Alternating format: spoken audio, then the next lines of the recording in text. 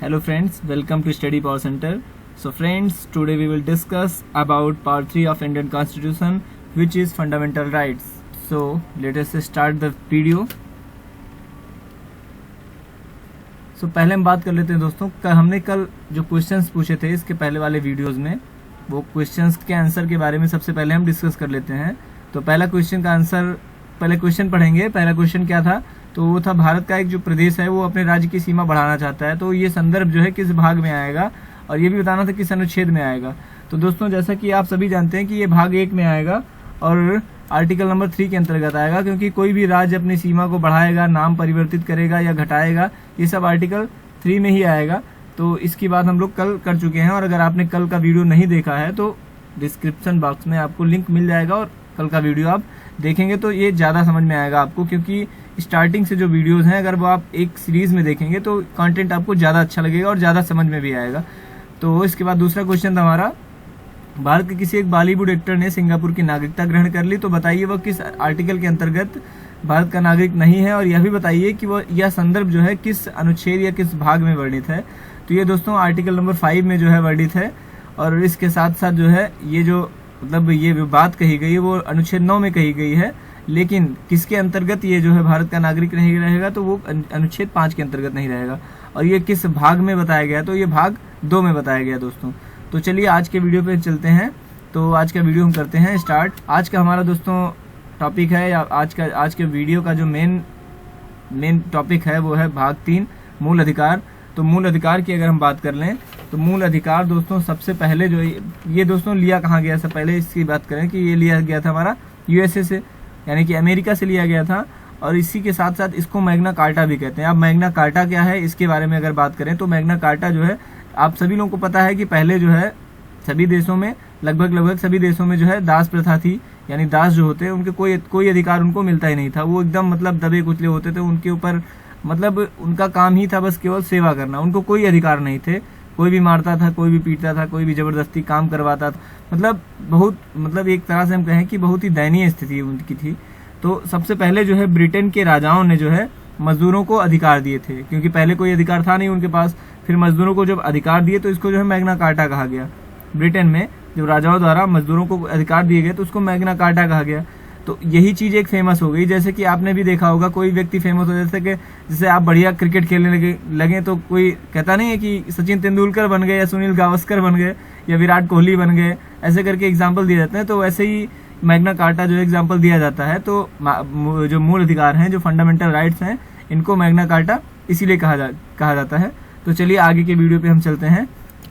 Main जो है हमारा भाग 3 मूल अधिकार, तो आर्टिकल नंबर 12, ये दोस्तों सबसे पहले बात करें तो ये अनुच्छेद 12 से लेकर के 35 तक है, 12 से लेकर के 35 तक है। और ये मूल रूप से पहले हमें जो है मूल रूप का जो पहले में संविधान, जो हमारा संविधान बना था उसमें हमें 7 मूल अधिकार दिए गए थे, 7 फंडामेंटल राइट्स हमें दिए गए थे सबसे पहले। लेकिन उसके बाद में जो है, क्योंकि संपत्ति का अधिकार भी था पहले, लेकिन अगर संपत्ति का अधिकार सबके पास होता, फंडामेंटल राइट्स होता, तो आज भी जैसे कि आप जानते हैं कई देशों में ऐसा है कि जो अमीर हैं वो और अमीर होते चले गए, जो गरीब हैं वो और गरीब होते चले गए। हालांकि इसका कुछ सुधार भारत में हुआ नहीं है, लेकिन नियम जो मतलब संविधान में हमारे मूल अधिकार दिए गए उसमें पहले जो है संपत्ति का अधिकार भी जो है सम्मिलित था आर्टिकल 31 के तहत, लेकिन उसको जो है 1978 में हटा दिया गया। और ये किसके तहत हटाया गया, 44वें संविधान संशोधन के तहत हटा दिया गया था। उस समय मोरारजी देसाई जी थे।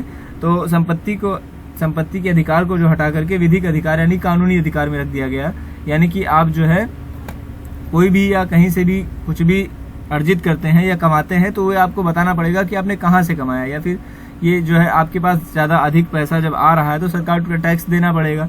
और वो कहाँ से आ रहा है, ये मतलब सरकार आपसे पूछ सकती है कि आपके पास ये जो धन है, या अचानक से आप एक साल में एकदम अमीर हो गए, एक साल में आपके पास मतलब करोड़ों रुपए या जो भी आए, तो इनकम का आपको सोर्स बताना पड़ेगा कि आपके पास ये धन आया कहाँ से। तो यही चीज़ है, विधिक अधिकार इसी तरह हो गया। तो यही है दोस्तों। अब परिभाषा, पहली चीज तो आर्टिकल नंबर 12 में परिभाषा है। तो परिभाषा के अंतर्गत दोस्तों इसकी जो है परिभाषाएं हैं ये इसमें आएगा, ज़्यादा कुछ खास नहीं है। हम बात करते हैं इसके बाद जो है दोस्तों आर्टिकल नंबर 13 जो कि मूल अधिकारों से असंगत या उनका अल्पीकरण करने वाली विधियां। अब मूल अधिकार जो हमें दिए गए हैं तो ये भी इस आर्टिकल में बताया गया है कि अगर जो है राज्य सरकार कोई ऐसा कानून बनाती है जिसमें मूल अधिकारों का जो है जो मतलब जो उनको अल्पीकरण किया जाए या तो इसका विरोध भी किया जा सकता है, मतलब ये नहीं बना सकती हैं। हालांकि संसद को ये शक्ति है कि वो जो है मूल अधिकारों में संशोधन कर सकती है, लेकिन जो है राज्य सरकारें उसको जो है अल्पीकरण उसका नहीं कर सकती। तो इस आर्टिकल में यही बताया गया है। इसके बाद में जो है आर्टिकल के दोस्तों हमने अभी चर्चा की कि हमें जो है 6 मूल अधिकार अब जो है वर्तमान में बचे हुए हैं, 6 मूल अधिकार बचे हुए हैं। तो उसमें से एक है समता का अधिकार, दूसरा स्वतंत्रता का अधिकार, तीसरा शोषण के विरुद्ध अधिकार, चौथा धार्मिक स्वतंत्रता का अधिकार, पांचवा सांस्कृतिक एवं शिक्षा संबंधी अधिकार और छठवां संवैधानिक उपचारों का अधिकार। तो उसी क्रम में जो है पहला है हमारा समता का अधिकार। तो इस वीडियो में हम बात करेंगे समता के अधिकार के बारे में। तो इसमें पहला आर्टिकल है, ये समता का अधिकार 14 से 18 तक है।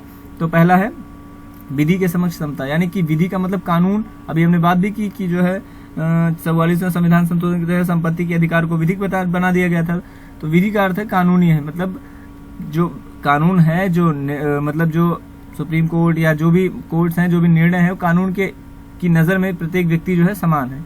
वो उसमें ये नहीं कि आप जो है किसी भी पद पे हैं, यहाँ तक कि अगर प्रधानमंत्री है, गरीब व्यक्ति भी है, अगर कोई मान लीजिए कोई कोर्ट में जाता है केस उन दोनों के खिलाफ, तो कोर्ट की नज़र में आप दोनों जो है समान है। ये नहीं कि आप जो है बड़े हैं तो आपको बड़े के हिसाब से देखा जाएगा, छोटा जैसे पहले होता था कि जो बड़ा है उसको जो है कम सजा दी जाती थी, जो छोटा है वो जातिगत व्यवस्था पे थी कि जो बड़ा है उसको कम दंड दिया जाता था। तो इसमें जो है संविधान में इस व्यवस्था का यह व्यवस्था जो है वर्णित की गई कि प्रत्येक व्यक्ति जो है विधि के समक्ष समान है। इसके बाद जो है 15 है धर्म, मूल वंश, जाति या जन्म स्थान के आधार पर विभेद, यानी कि अगर कोई भी व्यक्ति किसी भी धर्म का है, किसी भी मूल वंश का है, किसी भी जाति का है, किसी भी जन्म स्थान का है, इसके आधार पर आप विभेद नहीं कर सकते कि आप इस धर्म के हैं तो हम आपको ये नहीं देंगे, या फिर कोई होटल है या कोई भी जो है सार्वजनिक जगह है तो ये आप नहीं कह सकते कि यहाँ पे केवल इसी धर्म के व्यक्ति आ सकते हैं या इसी जाति के व्यक्ति आ सकते हैं, या फिर इसी जो है मतलब एक कोई यूनिक जगह है वहीं पे जन्म लेने वाले व्यक्ति यहाँ पे आ सकते हैं। तो इन सब का जो है निषेध या प्रतिषेध किया गया है इसमें, इस आर्टिकल में, आर्टिकल नंबर 15 में। इसके बाद हम बात करते हैं आर्टिकल नंबर 16 की। तो आर्टिकल नंबर 16 में है हमारा लोक नियोजन के विषय में अवसर की समता। लोक नियोजन मतलब सरकारी जो भी सरकारी विभाग है उसमें अगर कोई जॉब निकली या कुछ भी निकला तो उसके या कोई योजना निकली तो उसमें ये नहीं कि केवल एक ही व्यक्ति को मिलेगा या कोई ऐसे पदाधिकारी हैं या कोई मतलब ये नहीं कि एक ही व्यक्ति को। इसके आर्टिकल नंबर 16 अंतर्गत ये बताया गया है कि जो है कोई भी अगर सरकार वैकेंसी निकालती है, कोई भी सरकारी सुविधा या कोई भी सरकारी योजना, इन सब का जो है इन सब के नज़र में या इन सब के विषय में प्रत्येक व्यक्ति को अवसर मिलेगा। इसमें केवल एक विशेष व्यक्ति के अवसर, विशेष जाति के या विशेष धर्म के या विशेष पदाधिकारी को यह अवसर नहीं मिलेगा, ये इस आर्टिकल में हमें बताया गया है। इसके बाद हम बात करते हैं आर्टिकल नंबर 17 अस्पृश्यता का अंतर।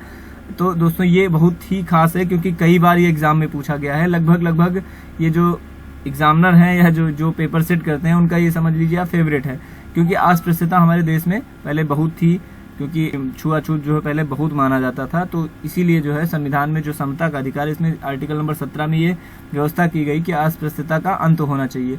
तो ये आर्टिकल इसी से संबंधित है, छुआछूत जो है को रोकने के लिए ये आर्टिकल जो है इसमें है। तो इसके अंतर्गत छुआछूत का जो है अंत, इसके तो ये बात आप समझ गए होंगे लगभग अस्पृश्यता का अंत।